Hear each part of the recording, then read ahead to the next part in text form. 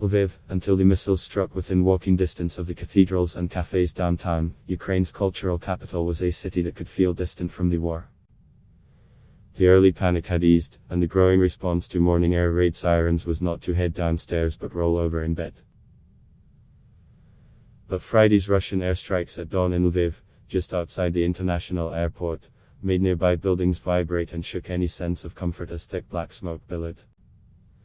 Still, the hours after the airstrikes were absent of the scenes in other Ukrainian cities that have horrified the world: shattered buildings and people fleeing under fire. Lviv was already returning to its centuries-old role as an ever-adapting crossroads.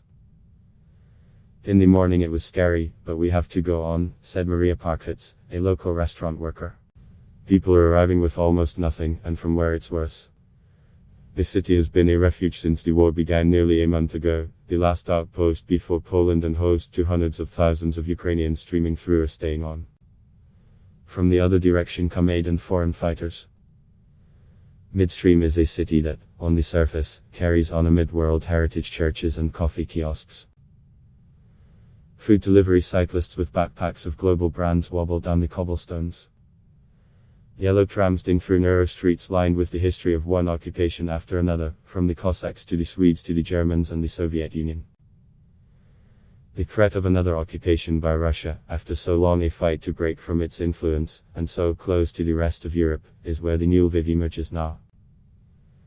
It's war, said Maxim Tristan, a 28-year-old soldier, of Friday's attack.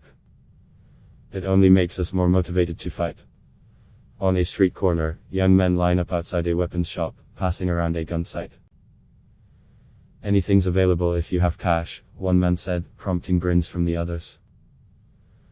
On the same block is a range for target practice, with the face of Russian President Vladimir Putin in the bullseye. Elsewhere in the city, military veterans train civilians how to shoot.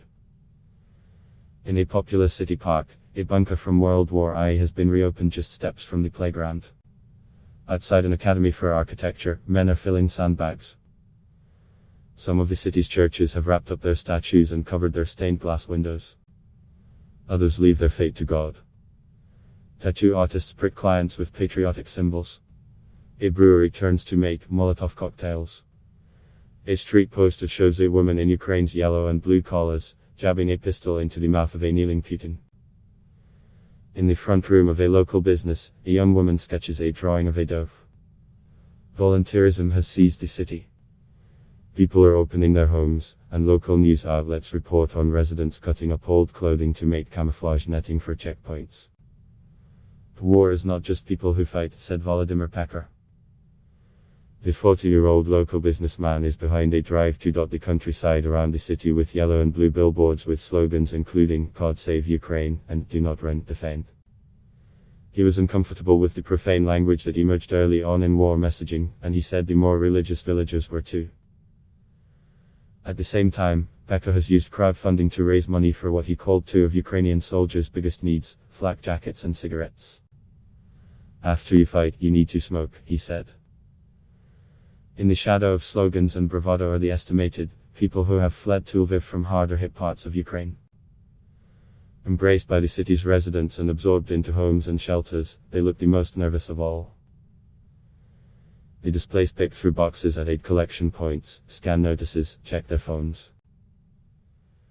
Their presence has led Lviv to pivot from getaway to refuge. Instead of promoting local confectionaries and romantic places, the city's official tourism website now shares information on bomb shelter locations and radiation alerts. Promising warmth for the soul, locals on Friday launched a distinctly Lviv series of free cultural walks for internally displaced people, with the aim of visiting galleries, the medieval quarter and more. Just days ago, thousands of newcomers crammed the central train station at the height of the flood of refugees heading west.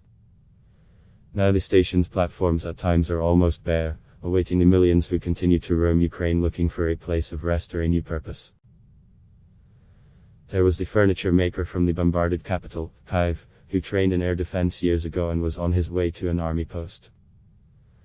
Standing alone on the platform with a backpack and sleeping mat, he planned to visit his family in the western Transcarpathia region before heading east again. Further down the platform was a young couple, restlessly remaining in Ukraine because the man, 20, is of fighting age and is prohibited from leaving. I didn't travel my country this much. Now I have to, said the woman, Diana Tkchenko, 21. Their journey began last month in Kyiv on a crowded train and with no idea where they were going. Their arrival in Lviv was terrible. Fellow travelers pushed and screamed, Tkchenko said. Some were coming from so far east, from Russian-speaking areas, that they didn't speak Ukrainian. Their train had pulled into the most Ukrainian of cities.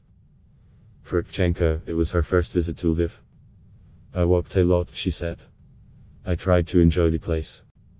It's really beautiful. It feels a lot more safe. But there were too many people and no place to live, she said. She and her boyfriend decided to head back east toward Kyiv. I'd block test why.